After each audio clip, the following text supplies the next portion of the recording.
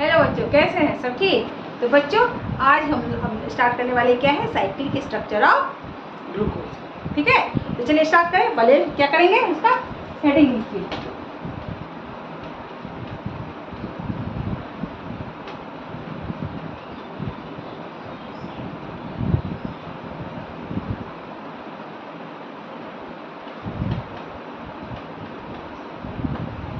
इसको दिखाने के लिए साइकिल का स्ट्रक्चर जरूरी क्या है, कैसे बनता है, क्यों बनता है, ये सब आप पढ़ना है। ठीक है, तो पहले सबसे पहले साइकिल स्ट्रक्चर बनता क्या है, कैसे।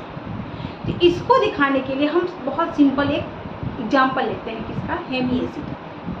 हेमी एसिटल का फॉर्मेशन कैसे होता है, फॉर्मेशन ऑफ हेमी एसिटल। क्या करेंगे, सबसे पहले क्या लेंगे हम लोग, हेमी एसिटल कॉन्सेप्ट का यूज करेंगे।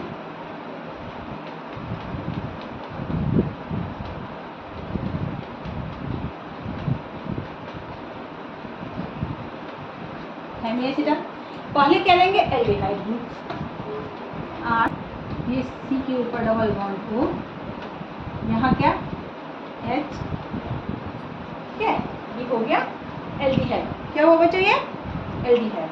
एंड इसका रिएक्शन किससे करवाना है, अल्कोहल्स को। ये मालूम है कि इसमें क्या है, लॉन पेयर ऑफ इलेक्ट्रॉन है, और कार्बन क्या है यहाँ पे, बेचारा है, क्योंकि ये मोस्ट निगेटिव एलिमेंट के साथ जुड़ा हुआ है, जिसपे प्लस चार्ज आएगा। प्लस चार्ज आएगा तो ये अपना लॉन पेयर ऑफ इलेक्ट्रॉन किसको देगा, इसको देगा। जैसे ये लॉन पेयर इलेक्ट्रॉन इसको दिया तो कार्बन का तो 5 बॉन्ड बनेगा नहीं, ऑक्सीजन क्या किया, अपना इलेक्ट्रॉन ले लिया। ठीक है, बना क्या, चलिए देखते हैं। ये R ऐसे ही रह गया, ये कार्बन, इसके ऑक्सीजन के ऊपर अब माइनस चार्ज आ गया। ठीक, ये H ऐसे ही रहा, और यहाँ नीचे ये सारा ग्रुप जुड़ गया। यहाँ O, यहाँ ये R को R डैश कर देते हैं, R डैश, यहाँ H, और यहाँ O के ऊपर में प्लस चार्ज आ गया ना, क्योंकि क्या क्या है, अपना इलेक्ट्रॉन इसको दिया है ना, इसलिए प्लस चार्ज आ गया। अब इस प्लस को, क्योंकि ये मोस्ट इलेक्ट्रोनेगेटिव एलिमेंट है, इस पे प्लस चार्ज आ गया, तो इस प्लस को हटाने के लिए, अपनी बुक शांत करने के लिए क्या करेगा, इसको लेगा, अपना इलेक्ट्रॉन खींच लेगा। अब ये H प्लस के रूप में निकल जाएगा।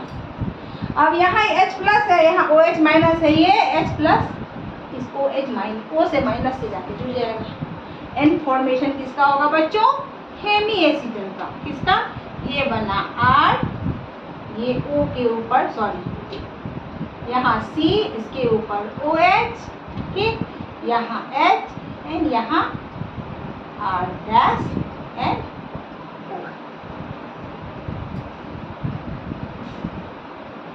इसे कहते हैं हेमी एसिटल। आगे बात समझ में बच्चों, इस तरह से नए कंपाउंड का फॉर्मेशन हो गया। ये हो गया हेमी एसिटल। ठीक, तो ये कॉन्सेप्ट समझाने का कारण क्या है, ग्लूकोज जो है उसके स्ट्रक्चर में यही रिएक्शन होता है, इसी हेमी एसिटल का कॉन्सेप्ट होता है। उसी पे बेसिस पे क्या होता है, ये रिंग बनाता है, क्या बनाता है, साइक्लिक कंपाउंड बनाता है। ठीक है, तो चलिए वो कैसे होता है वो देखिए। फिशर प्रोडक्शन में दिखाया गया, जो उसका इतना जो हम लोग क्या के एविडेंस दिए, उसके स्ट्रक्चर पे दिए थे एंड उसके फॉर्मूला पे डाले थे। ठीक है, अब देखते हैं कैसा स्ट्रक्चर होता है। सबको याद होगा, है ना, सबको याद, ग्लूकोज का क्या होता है, ये 6 कार्बन होंगे। क्या होंगे, पहले तो 6 कार्बन होगा, 1 2 3 4 5 एंड 6। ठीक, डबल बॉन्ड, यहाँ H, यहाँ OH, यहाँ H, यहाँ H, OH, OH, H, OH, H, CH2। ये है ना ग्लूकोज का स्ट्रक्चर। अब ग्लूकोज का ये सेकेंड लास्ट कार्बन जो है, उसके साथ जो ये हाइड्रोक्सी ग्रुप जुड़ा हुआ है, सबके ऊपर में है लॉन पेयर ऑफ इलेक्ट्रॉन, ये तो सबके ऊपर में है ना। ये सेकेंड लास्ट इलेक्ट्रॉन का ये लॉन पेयर जो है, ये इस कार्बन पे क्या करेगा, क्योंकि इस कार्बन पे भी क्या है, सेम टू सेम जो अभी हम लोग देखे NaAcetal में एल्डिहाइड ग्रुप जुड़ा हुआ है, एंड इस पे क्या होगा, ये प्लस चार्ज होगा। यहाँ पे जो लोन पेयर इलेक्ट्रॉन है वो वहाँ पे जाके अपना इलेक्ट्रॉन डोनेट करेगा, एंड यहाँ पे ऑक्सीजन क्या करेगा, ये अपना इलेक्ट्रॉन खींच लेगा। सेम प्रोसेस होगा, ये इलेक्ट्रॉन खींचेगा, यहाँ पे इसके प्लस चार्ज आ जाएगा, सेम जैसे हेमिएसिटल बना वैसा ही बनेगा, ये H+ के रूप में निकलेगा और यहाँ पे जाके OH से जाके जुड़ जाएगा, है ना। आप बोलेंगे कि ये सेकेंड लास्ट वाला ही क्यों, तो जब इसके साथ ये रिएक्शन करेगा तो बनेगा कैसा, देखिए स्ट्रक्चर कैसे बनेगा, कैसा बनेगा, H, यहाँ C हो गया, ठीक है, यहाँ OH आ जाएगा, यहाँ 1 2 3 4 5, 1 2 3 4 5 6, यहाँ से आया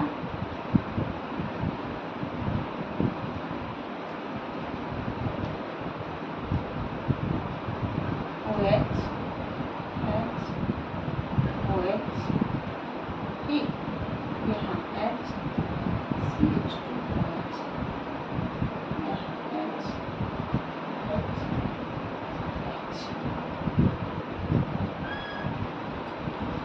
ये बना 6 मेंबर रिंग, ये कार्बन का 6 member ring, and 6 member ring are most stable. सबसे ज्यादा स्टेबल कौन सा रिंग होता है, 6 मेंबर रिंग। साइक्लिक कंपाउंड में सबसे ज्यादा स्टेबल 6 मेंबर रिंग होता है, इसीलिए यहाँ पे 6 मेंबर बना है।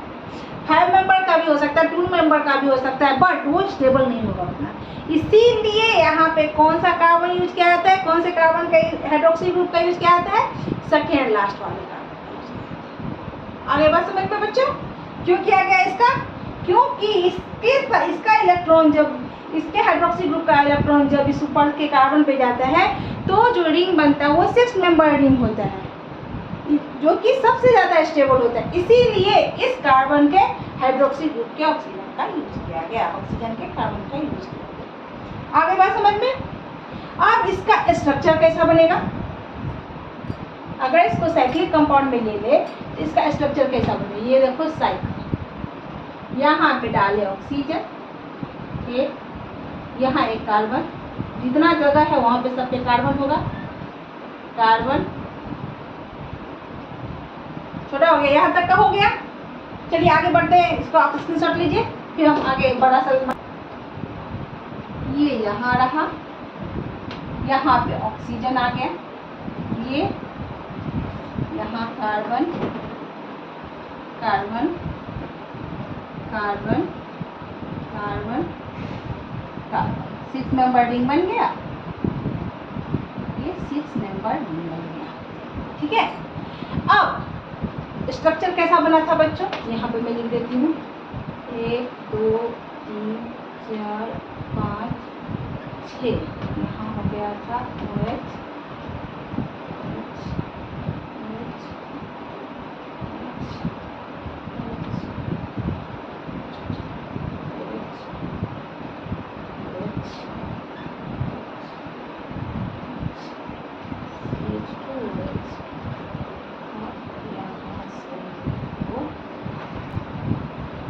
ठीक।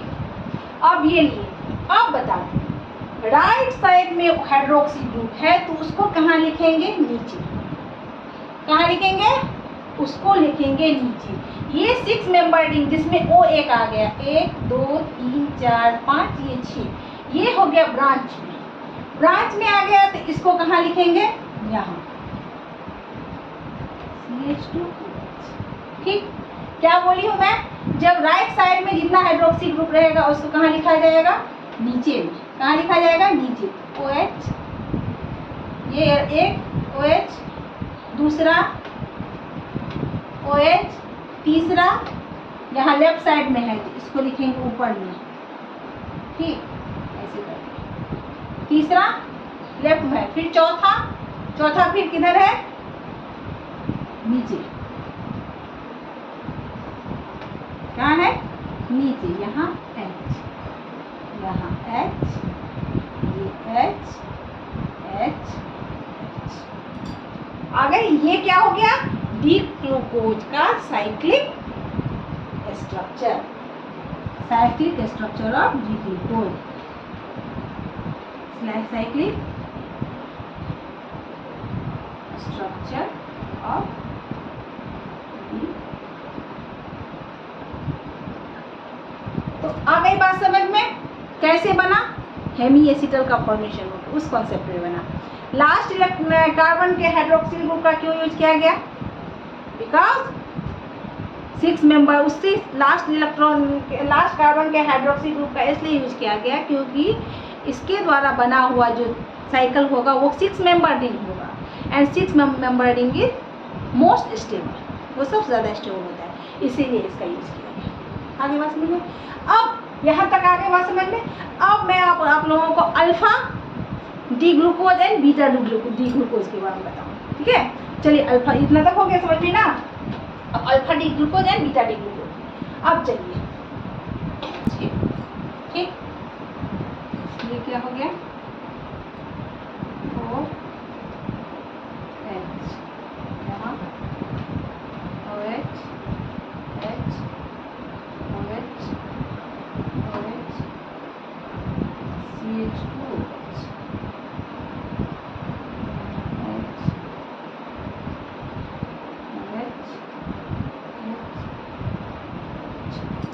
अब ये तो मालूम है क्या होगा, ये जो है, ये ऑक्सीजन जो है सो अपना इलेक्ट्रॉन, अगर नीचे की तरफ से इलेक्ट्रॉन दिया, किधर से, नीचे की तरफ से अपना इलेक्ट्रॉन दिया, तो ये OH ग्रुप राइट साइड में आ जाएगा। किधर आ जाएगा, राइट साइड में। स्ट्रक्चर कैसे बनेगा देखिए,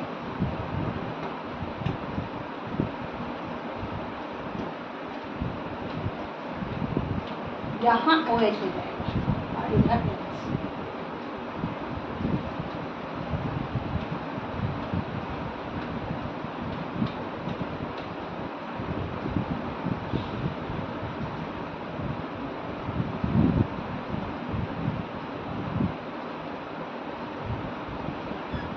ये हुआ, चूंकि इधर राइट साइड में बना OH ग्रुप आया, इसलिए इसे क्या बोलेंगे हम, इसे बोला जाएगा अल्फा डी ग्लूकोज। क्या बोला जाएगा, अल्फा डी ग्लूकोज।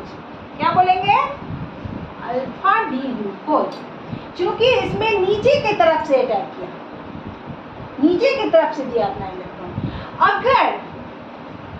अगर यही इलेक्ट्रॉन नीचे से ना देके ऊपर के तरफ से देगा, ऐसे देगा, तो ये OH ग्रुप लेफ्ट साइड में आ जाएगा। किधर आ जाएगा, ये OH ग्रुप आ जाएगा लेफ्ट साइड में, यहाँ हो जाएगा OH, 1 2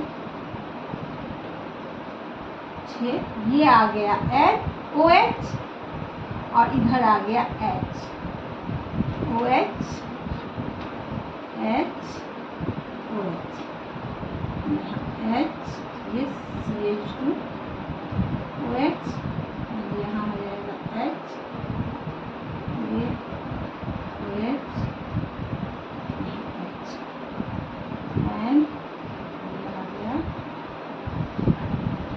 तो ऐसा जो स्ट्रक्चर हो गया उसको कहते हैं बीटा डी ग्लूकोज। क्या बोलते हैं, बोलेंगे इसको आप बीटा डी ग्लूकोज। इसका स्ट्रक्चर ये कैसा होता है, ये कार्बन जो है कैसा कार्बन है, ये कार्बन है sp2 हाइब्रिडाइज कार्बन। कैसा कार्बन है, इसका पहला कार्बन कैसा है, sp2 हाइब्रिडाइज कार्बन है। एंड sp2 हाइब्रिडाइज का क्या होता है, प्लेनर होता है। कैसा होता है, प्लेनर होता है, प्लेनर होता है। तो ये कितना आइसोमर बनाया, ये 2 आइसोमर बनाया। कैसा स्ट्रक्चर बनाया, कितना बनाया, 2।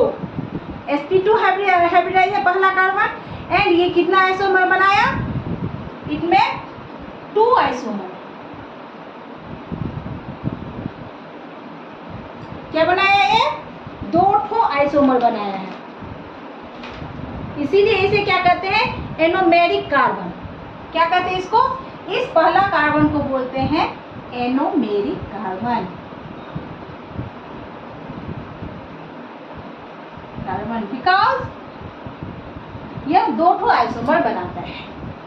अब इसका आइसोमर एनोमर ये जो होता है ये मैं आगे चलकर आप लोगों को पढ़ाऊंगी, ठीक है। आज के लिए बस इतना। इसके स्ट्रक्चर को अल्फा बीटा स्ट्रक्चर, साइकिल का स्ट्रक्चर बनता कैसे है एंड अल्फा और बीटा स्ट्रक्चर कैसा है, बस आज के लिए इतना ही। इसको अच्छे से समझ लीजिए। नेक्स्ट क्लास में इसी साइकिल के स्ट्रक्चर को मैं अच्छे से डिफाइन करूंगी एंड क्या होता है एनोमेरिक कार्बन क्या होता है, आइसोमर क्या होता है, ये मैं आगे आप लोग को समझाऊंगी। तो ऐसे ही मेरे चैनल के साथ बने रहिए, मेरा वीडियो अच्छे से देखते रहिए। जिन्होंने सब्सक्राइब नहीं किया है जल्दी से सब्सक्राइब कर लीजिए और जितना हो सके मेरे वीडियो को शेयर कीजिए और लाइक और सब्सक्राइब, जितना हो सके शेयर कीजिए, लाइक कीजिए और अच्छा कमेंट कीजिए, ठीक है। तब तक के लिए टेक केयर, बाय बाय।